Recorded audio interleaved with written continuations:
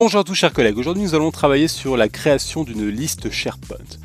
Alors pour cela, nous devons aller sur les contenus du site. Et pour aller sur les contenus du site, on passe par la roue crantée. Okay, nous pouvons aussi passer par ce lien là, mais je ne veux pas.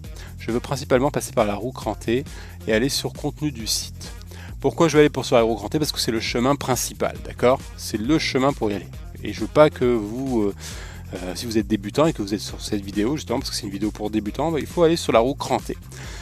On est sur nos contenus du site. On a toutes nos bibliothèques, symbolisées par cette icône, et les listes aussi que nous avons créées, par cette icône aussi, par cette autre icône. Nouveau, liste. Voilà, je vais créer une liste, et que nous allons appeler liste intro. D'accord? Intor, allez. La faute d'orthographe, ce n'est pas important. List enter. Et donc, si vous avez vu la bibliothèque, si vous avez vu le tuto sur la bibliothèque de documents, ça va être à peu près pareil. Et vous risquerez de vous ennuyer, sauf sur ce bouton-là, qui n'est pas pareil que sur une bibliothèque de documents, car on n'ajoute pas de documents Word, Excel, PowerPoint sur une liste. Et bien non, on met des données, un peu comme sur Excel. Et du coup, là, à chaque fois qu'on clique sur nouveau, on va rajouter des données. Mais je vais faire comme si vous n'avez pas vu la vidéo sur la bibliothèque de documents. Ici, nous avons notre titre de notre liste. Nous avons notre première métadonnée qui est titre. Et nous n'avons aucune autre métadonnée. Il faut en rajouter. Pour en rajouter, on les rajoute en cliquant dessus, ou bien en allant sur plus, en cliquant sur plus, d'accord, ou bien, j'ai pas envie de cliquer, ou bien sur paramètres de la liste, d'accord. Et là, ouais, c'est bien, d'accord. Et on va avoir à peu près la même interface graphique, ok. On va arriver, en cliquant sur plus, précédemment, on serait arrivé sur ça, créer une colonne. Et voilà. Et là, on peut créer une colonne. D'accord. Mais on va le faire avec cette interface user-friendly, you know, juste en appuyant sur ajouter une colonne. Parce que j'ai été émerveillé récemment, justement grâce à ce tuto sur la bibliothèque des documents, de voir cette colonne emplacement qui n'existe nulle part, à part quand je clique sur ajouter une colonne. Ok. J'ai fait une vidéo extraordinaire dessus. Je mets le lien dans la description évidemment. Cette vidéo montre uniquement la colonne emplacement et comment on l'utilise. Elle est fantastique. Enfin, c'est pas la vidéo, c'est cette métadonnée est fantastique. Ok. Ce type de métadonnée est fantastique. Okay. D'ailleurs, métadonnée égale colonne. Donc, quand on fait ajouter une colonne, on dit ajouter une métadonnée. Mais on dit métadonnée dans le monde du travail parce que ça fait bien. Voilà. Et puis parce que dans SharePoint, on l'emploie aussi un peu. Voilà. Et puis on l'emploie aussi dans beaucoup d'autres choses. Même sur YouTube, on emploie les métadonnées. Bref, on oublie. Donc, là, on va rajouter quelques lignes, d'accord. On va rajouter une ligne de texte, c'est pas nécessaire parce que titre est aussi de type une seule ligne de texte. On va rajouter plusieurs lignes de texte. On va appeler ça commentaire. Ok. On fait enregistrer. On va en rajouter une autre tout de suite. On va pas mettre emplacement évidemment. On va mettre nombre, d'accord. Nombre produit. Nombre de produits. Tu mets un S, tu mets un autre S. C'est ce que le nombre de produits.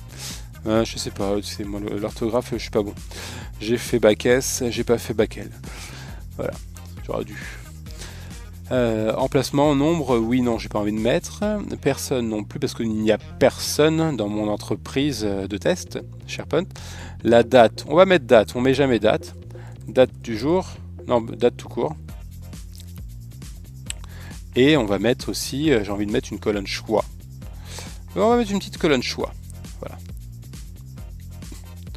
On va appeler couleur. On va l'appeler couleur, ok. Plusieurs couleurs. On va mettre des couleurs. Blanc, noir, rose. Voilà. Enregistrer. Ok, c'est parti. On a toute une liste. Et maintenant, notre truc, notre idée, c'est de compléter la liste. Voilà. Donc, on va cliquer sur nouveau et on va rajouter des lignes. Donc, première titre Titre, on va se baser sur des produits, d'accord?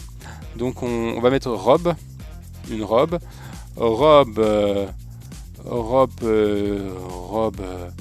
robe Carven,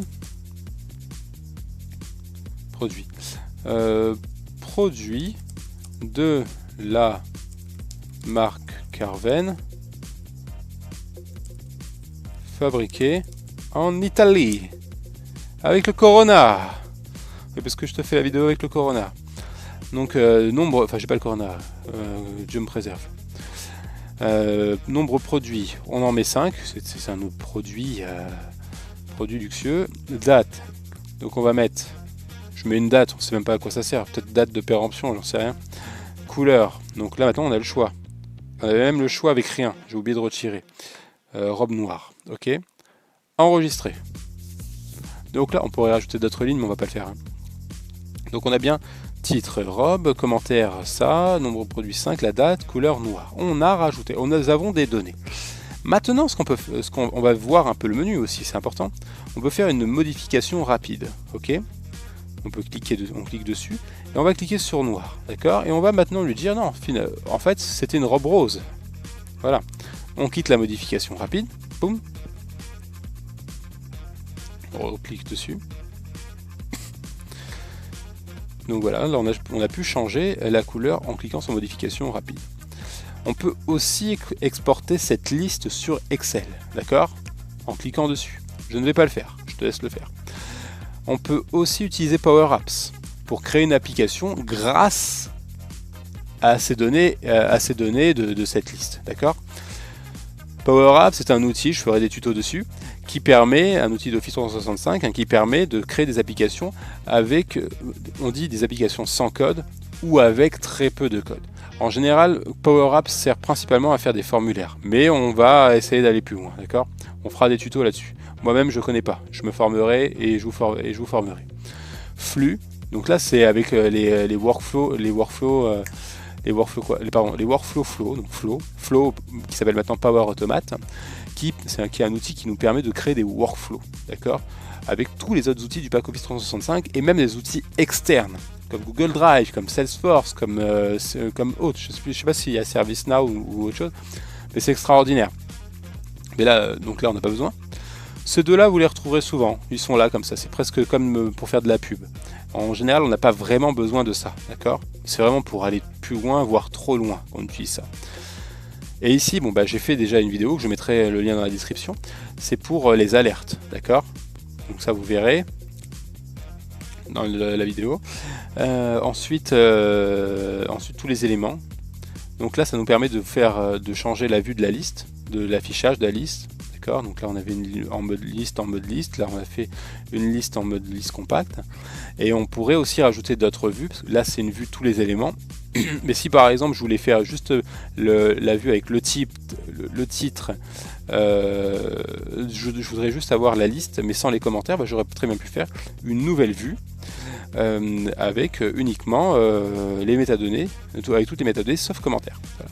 Il y a une vidéo aussi qui est en cours sur l'affichage d'une liste, d'accord? Je mettrai le lien dans la description. Donc du coup on peut modifier l'affichage actuel et puis après en faire une nouvelle liste. Ça, l'entonnoir, normalement il n'y a pas grand chose. Voilà. Et puis là non plus.